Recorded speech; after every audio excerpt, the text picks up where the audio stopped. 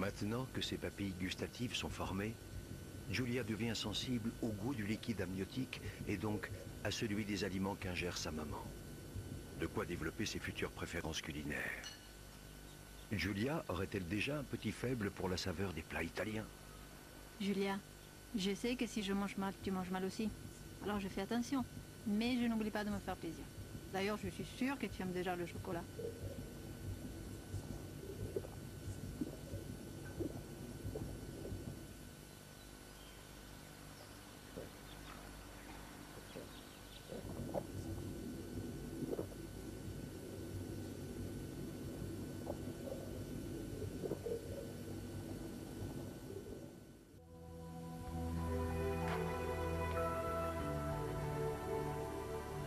Jusque-là, Giulia vivait dans l'obscurité, un peu comme dans une caverne. Mais aujourd'hui, ses paupières s'ouvrent pour la première fois.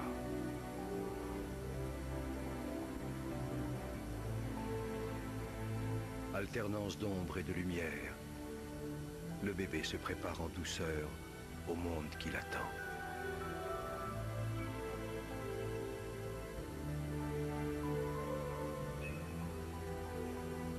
La plupart des fœtus ont les yeux bleus, car la pigmentation de leur iris n'est pas achevée. Giulia n'échappe pas à la règle.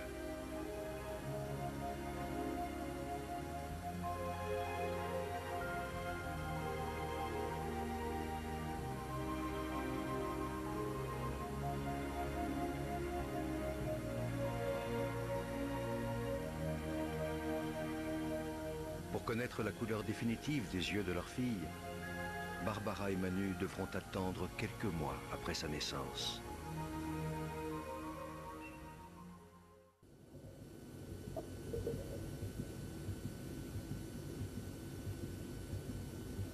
Depuis plusieurs mois, la petite acrobate faisait des calipettes. Mais cette pirouette risque bien d'être la dernière, car elle commence à être de plus en plus à l'étroit. Se prépare-t-elle à sortir la tête en bas, comme 95% des enfants? Moment magique. Un renversement de situation qui, encore aujourd'hui, demeure un mystère. Après 7 mois de grossesse insouciante, une surveillance de tous les instants est mise en place afin d'éviter toute souffrance à Giulia. Grâce à une sonde à ultrasons, les médecins peuvent régulièrement contrôler son rythme cardiaque. Barbara est victime d'une fissure de la poche des os entraînant un léger écoulement de liquide amniotique. Hospitalisée, il lui faut impérativement rester allongée. Jusque-là, Barbara et Giulia n'ont connu qu'harmonie et sérénité.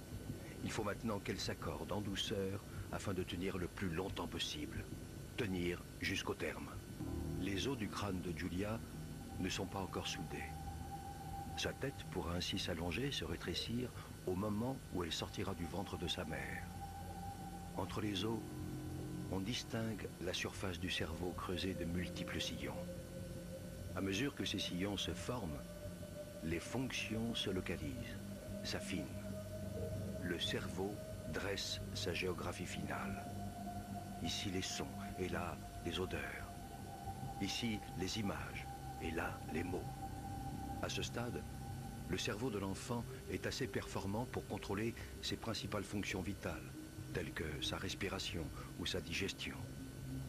Giulia est prête à ressentir ses premières émotions.